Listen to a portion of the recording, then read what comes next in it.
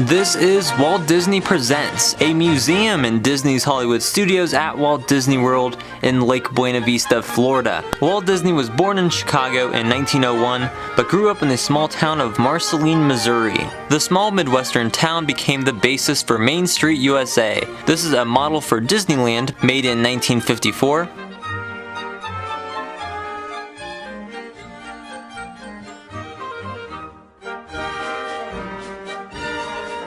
That was Walt's second grade school desk, believe it or not. In 1956, Walt and Roy Disney visited Marceline, and they were shown this desk, and Walt remembered it because he carved his initials into it. After moving to Kansas City, Walt had a failed animation business, worked for a few companies, overall didn't have much success, but he finally did have some with the Laugh-O-Grams. Later on, Walt and UB Iwerks created Oswald the Lucky Rabbit, which was very successful, but the company they were working for, Universal, kept the rights to Oswald and basically screwed Walt over, and he also lost his staff and pretty much all of his money. This is an early animation table from 1928. The first 3 Mickey Mouse cartoons were created on tables like this. Mickey Mouse replaced Oswald in 1928 after Walt and Iwerks started their own company again. The first 2 animations didn't gain any attention, but that changed when Steamboat Willie was released. It was the first animation to feature synchronized music and sound effects, and it was an instant hit. And that's when the merch came out.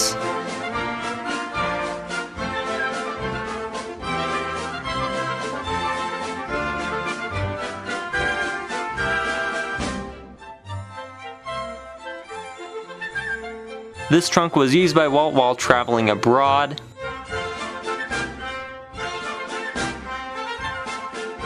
This is pretty amazing. It's Walt's studio desk from the 1930s. He worked on this desk during the production of classics like Silly Symphonies and Snow White and the Seven Dwarfs. Those are animation facettes from Fantasia.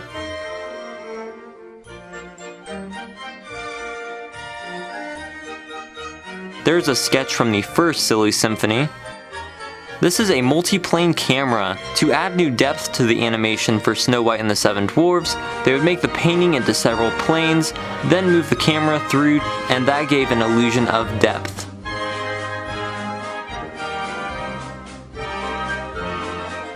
After that, other successful animation films like Pinocchio debuted in 1940.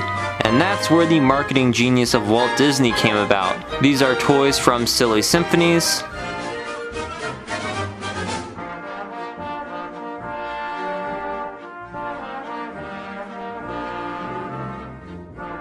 This is a miniature diorama of Granny's Cabin, hand-built by Walt in 1949. It is based on a scene from So Dear to My Heart, and it was an attempt at dimensional storytelling, and this little cabin helped inspire the concept for Disneyland later on.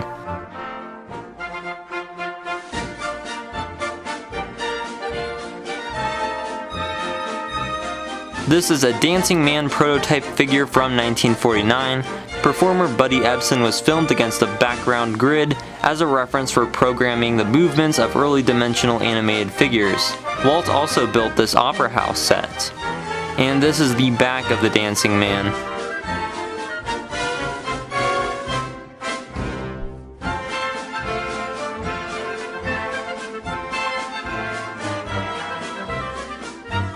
Annette Funicello was one of the original Mouseketeers on the Mickey Mouse Club, and these are some artifacts of hers.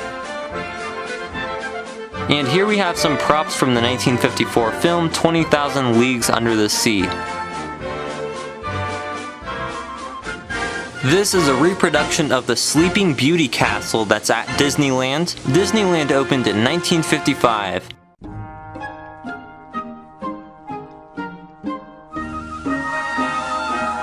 This is a model of Adventureland for Disneyland. The original model here shows the Jungle Cruise loading dock.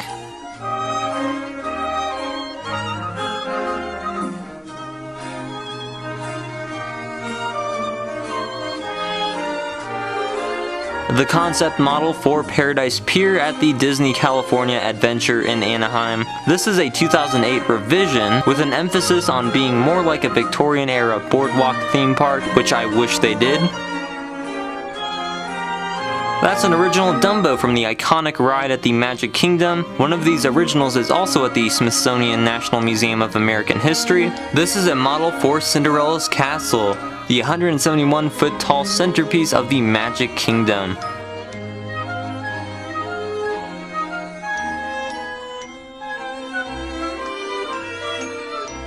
That's a scale model of the 120-foot tall Tower of the Four Winds that was a landmark at the New York World's Fair of 1964 at the entrance to It's a Small World.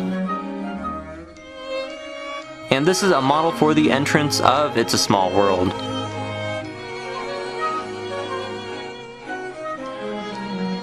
Finally, they have a model of Star Wars Galaxy's Edge, which opens here at Disney's Hollywood Studios on August 29th, 2019. Please check out my other Walt Disney World videos, and thanks for watching.